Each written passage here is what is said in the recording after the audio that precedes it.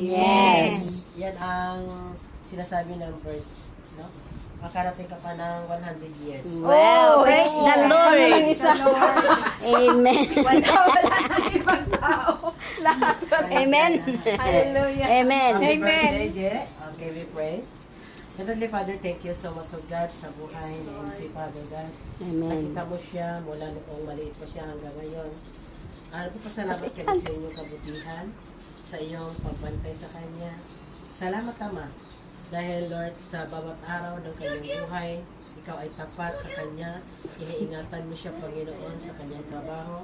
Lord, kung paano ka nag-iingat noon, O God, hanggang bukas, Panginoon, ganun pa rin.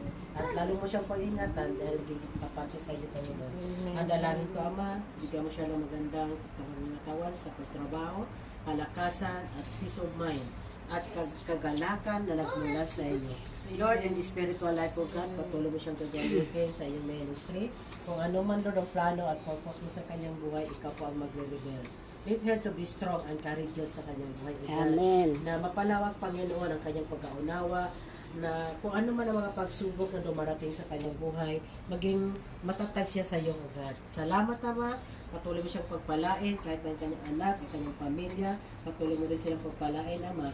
At maging masaya sila sa kanyang pamumuhay habang, Lord, naghihintay sa iyong pagbabalik. Salamat, Ama.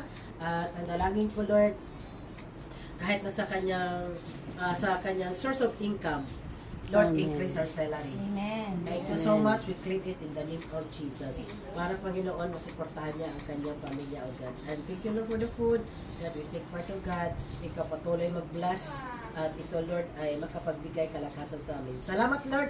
At kahit na, O God, sa mga kaibigan niya nandito, Panginoon, sa bawat isa sa amin, thank you, Lord, sa pag-witness, sa pag-cheer up sa kanyang birthday, O God. Thank you. We give you glory and honor in Jesus' name. Amen.